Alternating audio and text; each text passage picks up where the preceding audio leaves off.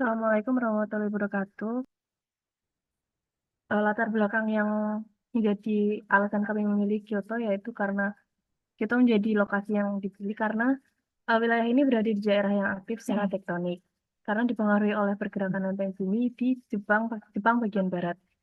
Meskipun begitu, meskipun tidak tepat di zona subduksi yang besar, Kyoto juga mengalami regangan akibat tekanan dari aktivitas gempa dan sesar di sekitarnya.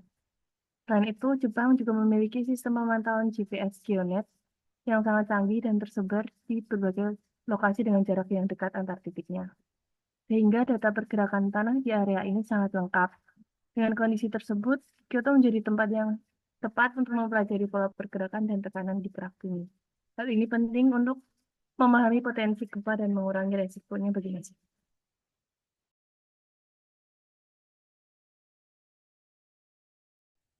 Lokasi pengamatan deformasi yang kami gunakan yaitu berada di area Kyoto, Jepang, dengan stasiun pengamatan GNSS yang kami gunakan yaitu sebanyak 17 stasiun pengamatan yang menyebar di area Kyoto, Jepang.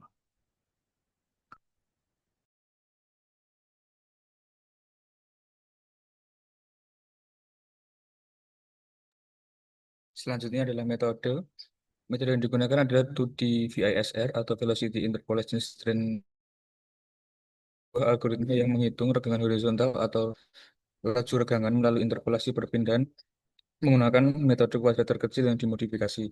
Dan data perpindahan kemudian dihubungkan dengan parameter-parameter formasi melalui hubungan linier dengan rumus D sama dengan AM plus C, di mana D merupakan vektor data, M merupakan vektor untuk translasi, rotasi, dan regangan yang tidak diketahui, A merupakan turunan parsial dan eh, vektor Galat.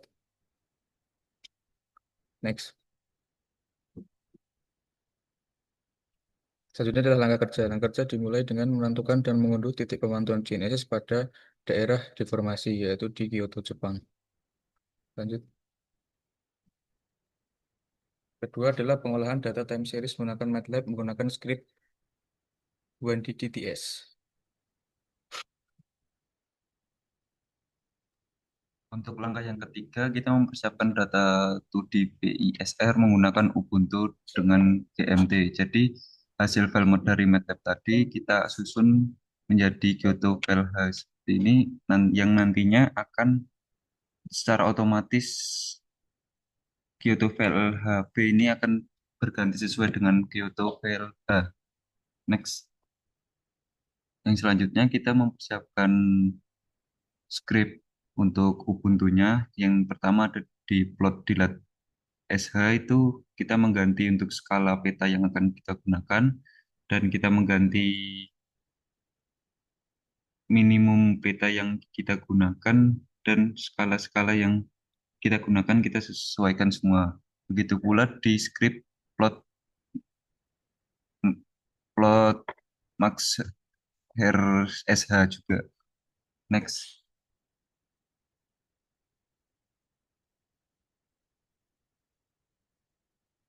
Yang selanjutnya kita merubah script pada script strain analysis SH. Jadi skrip-skrip yang telah kita buat tadi, kita panggil di skrip ini untuk menjadi skrip yang berperan paling utama atau skrip utama gitu. Yang nantinya yang kita rubah juga di longitude minimum, maksimum, dan lain-lainnya. Next. Nah, setelah itu kita masuk ke Ubuntu, lalu kita panggil skrip-skripnya semua yang telah kita rubah tadi, dan kita akan mendapatkan hasilnya. Next. Yang selanjutnya ada output dari pengolahan data. Yang pertama ada peta maksimum shear strain rate, yaitu laju perubahan regangan geser maksimum wilayah Jepang bagian barat dan tengah dengan satuan nanostrain per tahun. Warna merah menandakan zona dengan regangan geser tinggi, sementara biru menunjukkan regangan rendah.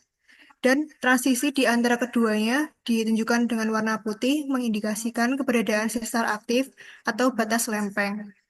Vektor arah gerakan kerak bumi terlihat memusat dan berlawanan arah di sekitar zona transisi ini. mencerminkan deformasi tektonik aktif. Di pengolahan data didapatkan laju regangan geser maksimum sekitar 67,42 nanostrain per tahun. Next.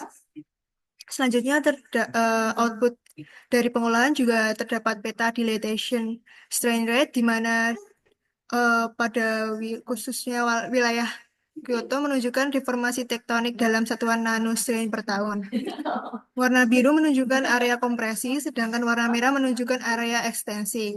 Selain itu, juga terlihat bahwa wilayah timur Laut Jepang mengalami kompresi kuat, sementara pada bagian barat daya cenderung mengalami ekstensi. Zona transisi di tengah dengan warna putih hingga merah muda menunjukkan area dengan deformasi tinggi. Hal ini berkaitan dengan aktivitas tektonik di sekitar zona subduksi Nankai. Dari pengolahan didapatkan nilai dilatasi ekstensional maksimum adalah sekitar 26,29 nanostrain per tahun, sementara nilai dilatasi kompresional tertinggi atau nilai negatif adalah sekitar minus 87,75 nanostrain per tahun. Baik, berikutnya kesimpulan dari mini project yang kami kerjakan yaitu yang pertama pengolahan strain rate dapat menggunakan metode 2DV ISR.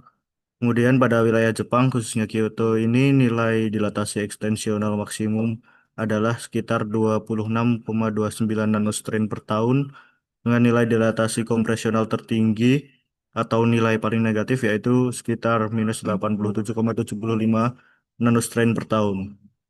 Kemudian nilai laju regangan geser maksimum yaitu sekitar 67,42 nanostrain per tahun dengan nilai maksimum shear strain rate digunakan untuk melakukan identifikasi sesar geser. Sedangkan nilai dilatation rate digunakan untuk identifikasi sesar naik atau sesar turun. Pemantauan serta pengolahan strain rate dilakukan untuk melakukan mitigasi bencana, pemetaan, maupun pemodelan zona aktif tektonik. Baik, mungkin sekian presentasi dari kelompok kami. Apabila ada kesalahan mohon dimaafkan. Assalamualaikum warahmatullahi wabarakatuh.